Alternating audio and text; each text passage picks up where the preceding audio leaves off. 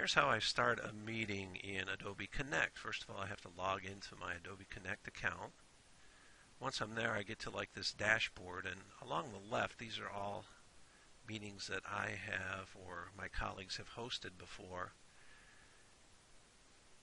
I can click the button up here that says Create a New Meeting. Then I have to give that meeting a name. So we're just going to call this one Blick Meeting. And what's really nice is you can have a custom URL for your meeting room. Makes it much easier for people to find instead of having to type in a really long URL. You can put in a summary of the meeting here. The meeting and starting and ending times really doesn't matter because you can return to the same meeting room as many different times as you want. Now here's a key feature. You have to decide who has access. You have only registered users and accepted guests, and the one that I tend to use is this one, that anyone that has the URL for the meeting can enter the room, and you can just enter with guest access just by typing in a name. I go on to next, and this is where I can send invitations to people. You can see here in the REMC group there's a whole bunch of people. I don't need to send any invitations, so again I'll click next. I can send custom emails to people to tell them about the meeting if I want to. I tend to just compose my own and copy the link, put it in there, and now I can say finish.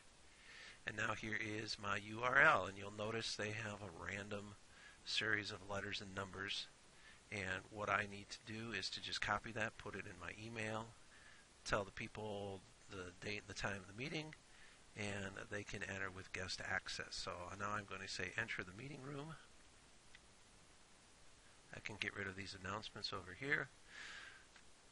This is the standard meeting room here. You have a list of all the attendees on the left. Here's the chat window. Here's a notes pane. This is a place where I can share my screen, and I have a drop-down list and allows me to share documents. So when I do a PowerPoint presentation, I'll upload that PowerPoint presentation. I can share my screen, so any applications that I'm in, I can demonstrate those. I can even start with a whiteboard, and we can all take turns drawing on the whiteboard. Along the side here, there are different meeting rooms, and they have formats that are fully customizable. These are just kind of the standard ones, and you can change the size of the windows. So if I wanted to make my share screen a little bit smaller, I can make my list of attendees windows bigger and my chat window bigger.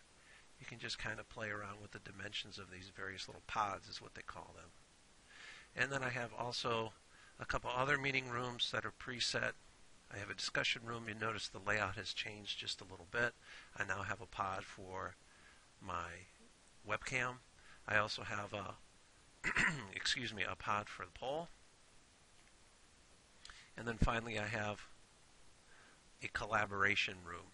And you'll notice by default I have the whiteboard. I have a place where I can share files with everyone.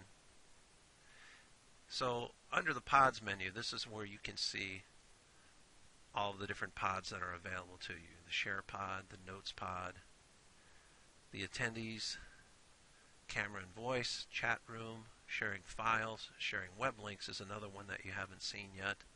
The poll. Also up at the top I have an audio menu, and this allows me to grant microphone rights for all participants. I also have a place up here where I can connect my audio and select my microphone and a webcam. And I can even enable the webcam rights for all the participants.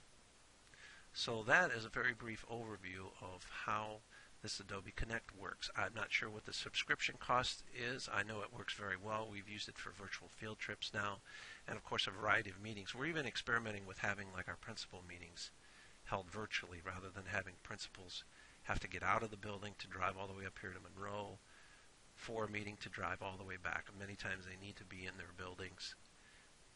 So we like it a lot, and it's one of the many options that's available out there to hold webinars or virtual meetings.